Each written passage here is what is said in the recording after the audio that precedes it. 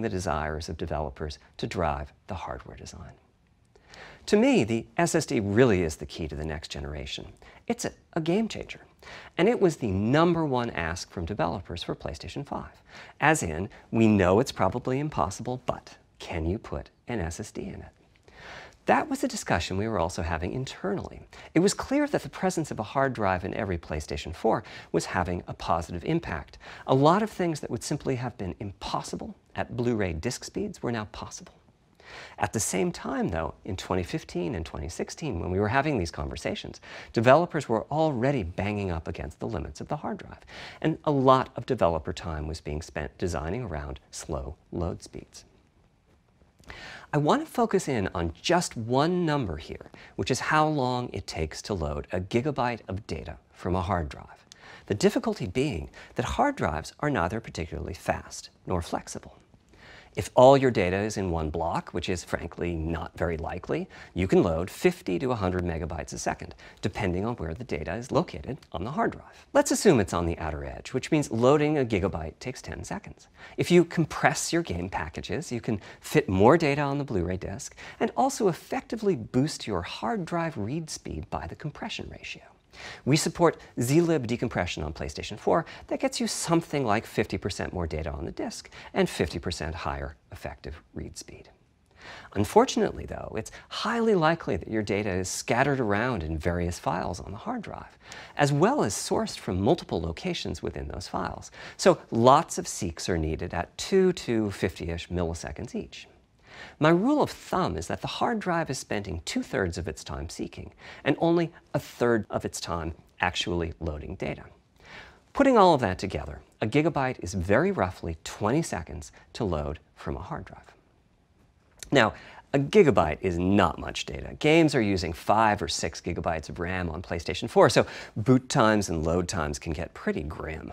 Or to put that differently, as a player, you wait for the game to boot, wait for the game to load, wait for the level to reload every time you die, and you wait for what is euphemistically called fast travel. And all of that leads to the dream.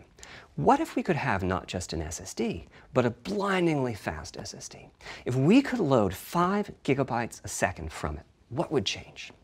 Now, SSDs are completely different from hard drives. They don't have seeks as such. If you have a 5 gigabyte a second SSD, you can read data from 1,000 different locations in that second, pretty much at speed. As for time to load a gigabyte, this is next gen we're talking about, so memory is bigger. Instead, we should be asking how long to load 2 gigabytes.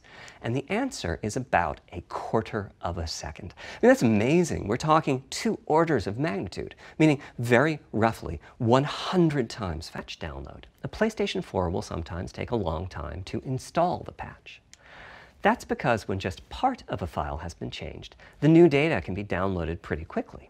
But before the game boots up, a brand new file has to be constructed that includes the changed portion. Otherwise, every change would add a seek or 2. Even so, you can occasionally see this happening on game titles. They start to hitch once they get patched enough. With an SSD, though, no seeks, so no need to make brand new files with the changes incorporated into them, which means no installs as you know them today. There's yet one more benefit, which is that system memory can be used much more efficiently. On PlayStation 4, game data on the hard drive feels very distant and difficult to use. By the time you realize you need a piece of data, it's much too late to go out and load it. So system memory has to contain all of the data that could be used in the next 30 seconds or so of gameplay. That means a lot of the 8 gigabytes of system memory is idle. It's just waiting there to be potentially used. On PlayStation 5, though, the SSD is very close to being like more RAM. Typically, it's fast enough that when you realize you need a piece of data, you can just load it from the SSD and use it. There's no need to have lots of data parked in system memory waiting to potentially be used. A different way of saying that is that most of RAM is working on the game's behalf. This is one of the reasons that 16 gigabytes of GDDR6 feels right for PlayStation 5. The presence of the SSD reduces the need for a massive intergenerational increase in size. So back to the dream of the SSD. Here's the set of targets. Boot the game in a second, no load screens, Design freedom, meaning no twisty passages or long corridors. More game on the disk and more game on the SSD. And finally, those patch installs go away. The reality, though, is that the SSD is just one piece of the puzzle. There's a lot of places where bottlenecks can occur in between the SSD and the game code that uses the data. You can see this on PlayStation 4. If I use an SSD with 10 times the speed of a standard hard drive, I probably see only double the loading speed, if that. For PlayStation 5, our goal was not just that the SSD itself be 100 times faster. It was that game loads and streaming would be 100 times faster. So every single potential bottleneck needed to be addressed. And there are a lot of them. Let's look at check-in and what happens when its overhead gets 100 times larger. Conceptually, check-in is a pretty simple process. Data is loaded into system memory from the hard drive or SSD. It's examined, a few values are tweaked to check it in, and then it's moved to its final location. At the SSD speeds we're talking about, that last part, moving the data, meaning copying it from one location to another, takes roughly an entire next-gen CPU core. And that's just the tip of the iceberg. If all the overheads get 100 times larger, that will cripple the frame rate as soon as the player moves, and that massive stream of data starts coming off the SSD. So to solve all of that, we built a lot of custom hardware, namely a custom flash controller and a number of custom units in our main chip. The flash controller in the SSD was designed for smooth and bottleneck-free operation, but also with games in mind. For example, there are 6 levels of priority when reading from the SSD. Priority is very important. You can imagine the player heading into some new location in the world and the game requesting a few gigabytes of textures. And while those textures are being loaded, an enemy is shot and has to speak a few dying words. Having multiple priority levels lets the audio for those dying words get loaded immediately. On one side, that flash controller connects to the actual flash dies that supply the storage. To reach our bandwidth target of 5 gigabytes a second, we ended up with a 12-channel interface. 8 channels wouldn't be enough. The resulting bandwidth we've achieved is actually 5.5 gigabytes a second. With a 12-channel interface, the most natural size that emerges for an SSD is 825 gigabytes. The key question for us was, is that enough? I mean, it's tempting to add more, but flash certainly doesn't come cheap, and we have a responsibility to our gaming audience to be cost-effective with regards to what we put in the console.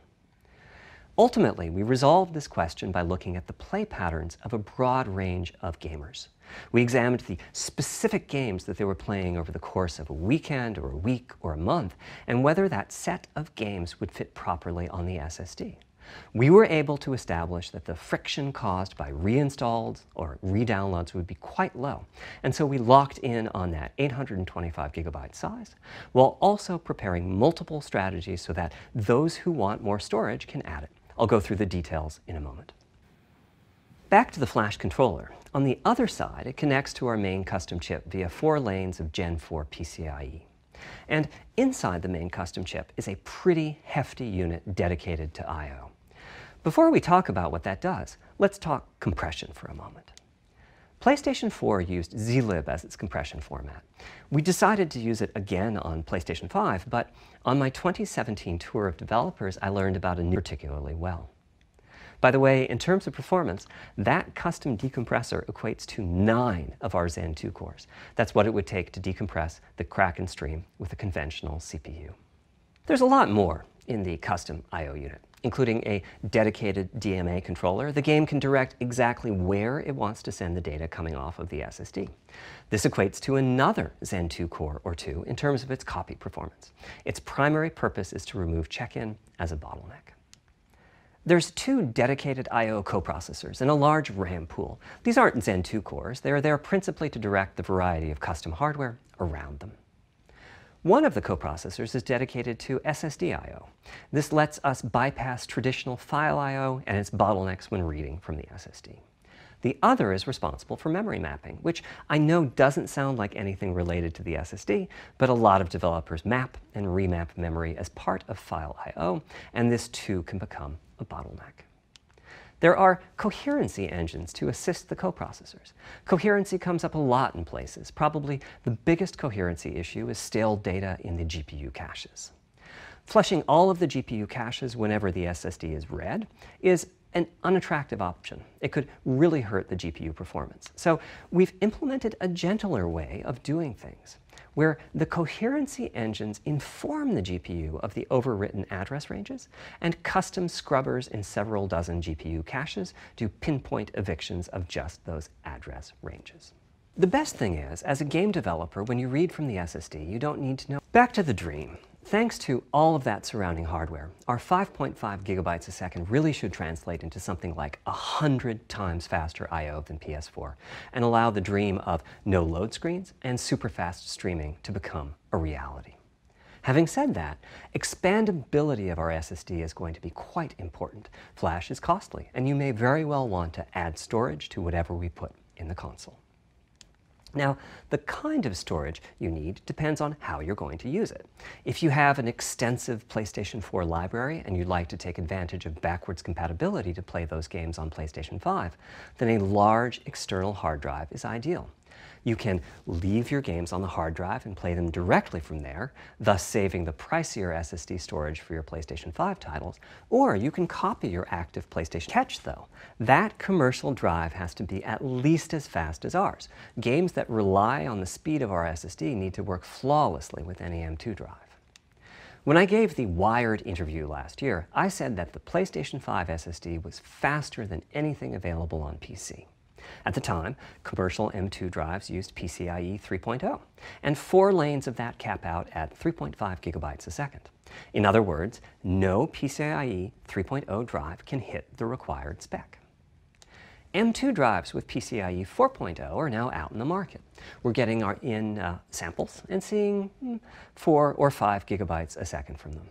By year's end, I expect there will be drives that saturate 4.0 and support 7 gigabytes a second. Having said that, we are comparing apples and oranges though, because that commercial M2 drive will have its own architecture, its own flash controller, and so on. For example, the NVMe specification lays out a priority scheme for requests that the M2 drives can use. And that scheme is pretty nice, but it only has 2 true priority levels. Our drive supports 6. We can hook up a drive with only 2 priority levels, definitely, but our custom I/O unit has to arbitrate the extra priorities rather than the M2 drive's flash controller. And so the M2 drive needs a little extra speed to take care of issues arising from the different approach. And we have to ensure that the architecture is easy for the developers to adopt. Now, backwards compatibility was handled masterfully by AMD. They treated it as a key need throughout the design process. As our solution to adding new features without blindsiding developers, we made sure that if there were new significant features, it would be optional to use them.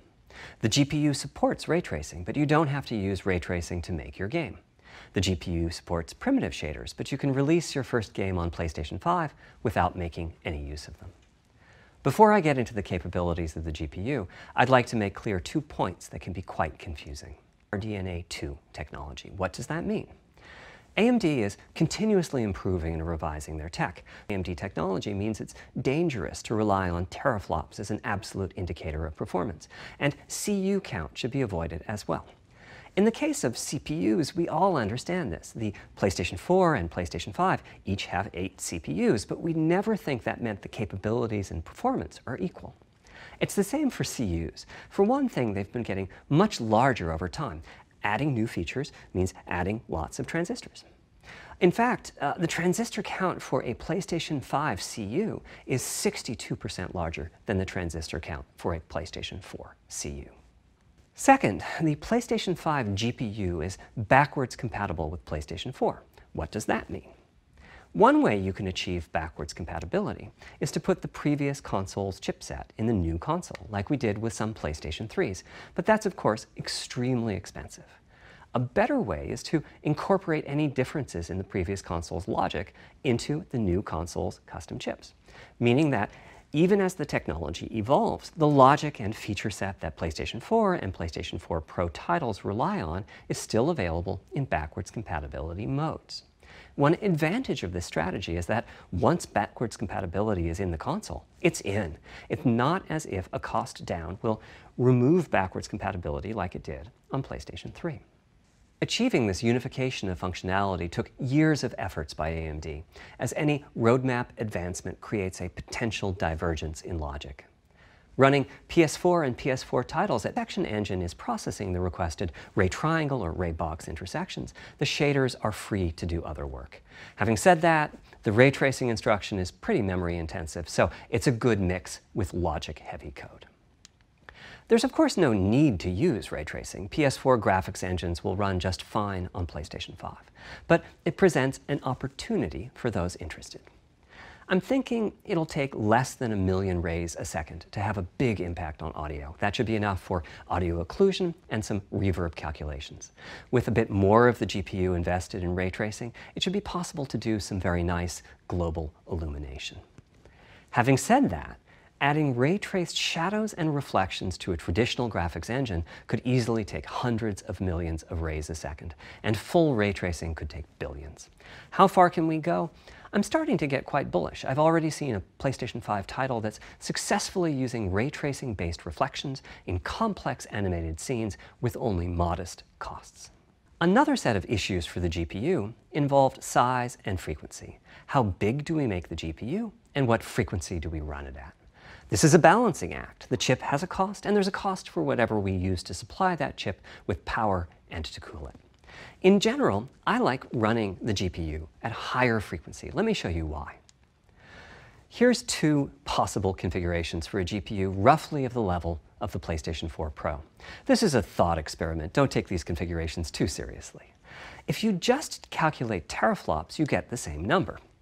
But actually, the performance is noticeably different because teraflops is defined as the computational capability of the vector ALU.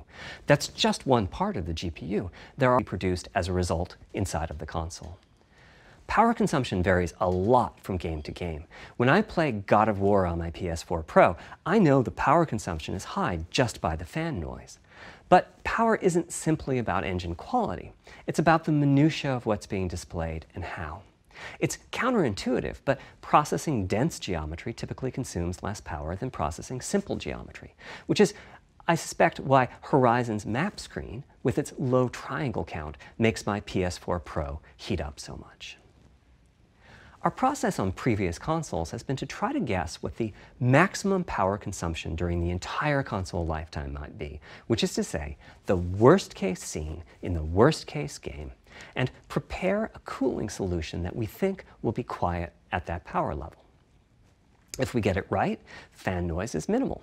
If we get it wrong, the console will be quite loud for the higher power games, and there's even a chance that it might overheat 36 CUs. Mind you, RDNA 2 CUs are large. Each has 62% more transistors than the CUs we were using on PlayStation 4. So if we compare transistor counts, 36 RDNA 2 CUs equates to roughly 58 PlayStation 4 CUs. It is a fairly sizable GPU. Then we went with a variable frequency strategy for PlayStation 5, which is to say we continuously run the GPU and CPU in boost mode. We supply a generous amount of electrical power and then increase the frequency of GPU and CPU until they reach the capabilities of the system's cooling solution. It's a completely different paradigm. Rather than running at constant frequency and letting power vary based on the workload, we run at essentially constant power and let the frequency vary based on the workload. Lower simply because it was in a hot room. So rather than look at the actual temperature of the silicon die, we look at the activities that the GPU and CPU are performing and set the frequencies on that basis, which makes everything deterministic and repeatable. While we're at it, we also use AMD's Smart Shift technology and send any unused power from the CPU to the GPU so it can squeeze out a few more pixels. The benefits of this strategy are quite large. Running a GPU at 2 GHz was looking like an unreachable target with the old fixed frequency strategy. With this new paradigm, we're able to run way over that. In fact, we have to cap the GPU frequency at 2.23 GHz so that we can guarantee that the on-chip logic operates properly. 36 CUs at 2.23 GHz is 10.3 teraflops, and we expect the GPU to spend most of its time at or close to that frequency and performance. Similarly, running the CPU at 3 GHz was causing headaches with the old strategy. But now we can run it as high as 3.5 gigahertz. In fact, it spends most of its time at that frequency. That doesn't mean all games will be running at 2.23 gigahertz and 3.5 gigahertz. When that worst-case game arrives, it will run at a lower clock speed, but not too much lower. To reduce power by 10%, it only takes a couple of percent reduction in frequency, so I'd expect any downclocking to be pretty minor. Do a focus on 3D audio. As players, we experience the game through the visuals, through audio, and through the feedback we receive from the controller, such as rumble or haptics. Personally, I feel a game is just dead without audio. Visuals are, of course, important, but the impact of audio is huge as well. At the same time, the audio team on a game project has to do a lot with a little. For example, on PlayStation 4, there's fierce competition for the Jaguar CPU cores. Audio typically ends up getting just a fraction of a core. That's not much of a computational resource, particularly when you consider that the visuals run at 30 or 60 frames a second, but audio processing needs to happen at almost 200 times a second. So it's been tough going making forward progress on audio with PlayStation 4, particularly when PlayStation 3 was such a beast when it came to audio. The SPUs in Cell were almost a perfect device for audio rendering. Simple pipelined algorithms could really take advantage of asynchronous DMA and frequently reached 100% utilization of the floating point unit. There's unfortunately nothing comparable on PlayStation 4. Probably the most dramatic progress in the PlayStation 4 generation has been with virtual reality. The PSVR hardware has its own audio unit. It supports about 50 pretty decent 3D sound sources. And this provided a hint as to where we could go with audio, as well as some valuable experience. Not to oversimplify, but here were our goals for audio on PlayStation 5. The first goal was great audio for everyone, not just VR users or soundbar owners or headphone users. That meant audio had to be part of the console. It couldn't be a peripheral.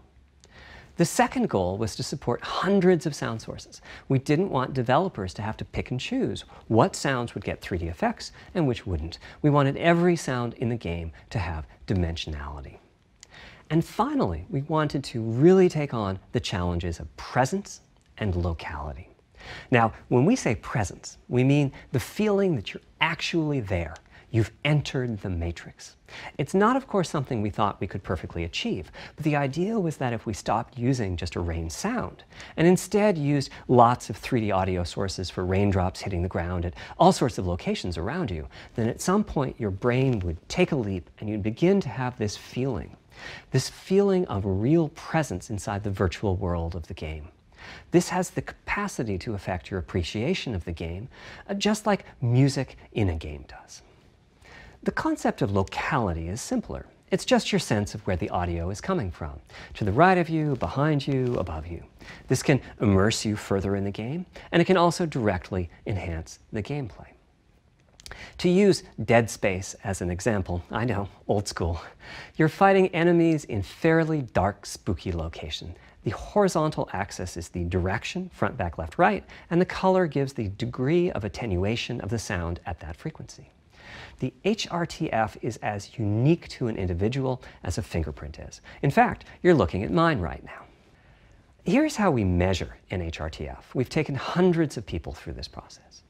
We put a microphone in the subject's left and right ear canals, and then sit the subject down in the middle of an array of 22 speakers. We then play an audio sweep from each speaker as we rotate the subject. In the course of 10 or 20 minutes, we're able to sample the HRTF at over 1,000 locations. Using an HRTF when rendering audio creates unparalleled quality, but it's computationally expensive. The simplest way to use an HRTF is to process a sound source to make it appear as if it's coming from one of those 1,000 locations we sample. Unfortunately, the processing has to be done in frequency domain rather than time domain, so there's multiple fast Fourier transforms needed for every sound source for every audio tick. That's a lot of multiplies. This computational complexity was the determining factor for our strategy. It meant we had to bite the bullet and design and build a custom hardware unit for 3D audio.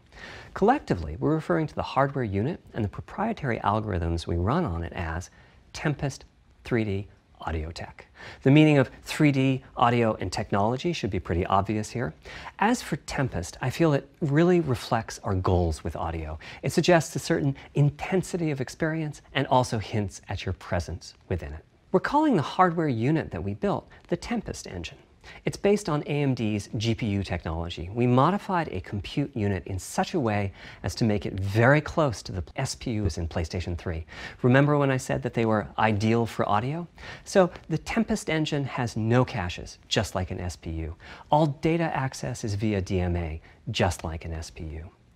Our target was that it would have more power than a CPU, thanks to the parallelism that a GPU can achieve, and that it would be more efficient than our GPU, thanks to the SPU-like architecture. The goal being to make possible near 100% utilization of the CU's vector units. Where we ended up is a unit with roughly the same SIMD power and bandwidth as all 8 Jaguar cores in the PlayStation 4 combined. If we were to use the same algorithms as PSVR, that's enough for something like 5,000 sound sources. The sound source might not be at one of the 1,000 HRTF sample locations, so we have to blend the HRTF data from the closest locations that we have sampled. The sound source might be moving, which needs very special handling as that blend keeps changing, and that can cause phase artifacts in the resulting audio. Or the sound source might have a size to it, meaning it should feel as if it's coming from an area rather than a single point. There's also whole categories of approaches to be handled. 3D audio can be implemented using individual processing of 3D sound sources. But alternatively, ambisonics can be used for 3D audio. Ambisonics being somewhat like the spherical harmonics used in computer graphics. And finally, there's audio devices. The player might be using headphones or TV speakers or have a higher-end surround sound setup with 6 or more speakers, all of which need different approaches. That's a lot of variations. It's nice to have the computational resources of the Tempest engine, but it's clear that achieving our ultimate goals with 3D audio is going to be a multi-year, step-by-step process. Having said that, headphone audio implementation is largely complete at this time. It was a natural place for us to start. With headphones, we control exactly what each ear hears, and therefore the algorithmic development and implementation are more straightforward. For TV speakers and stereo speakers, we're in the process of implementing virtual surround sound. The idea being that if you're sitting in a sweet spot in front of the TV, then the sound can be made to feel as if it's coming from any direction, even behind you. Virtual surround sound has a lot in common with 3D audio on headphones, but it's more complex because the left ear can hear the right speaker and vice versa.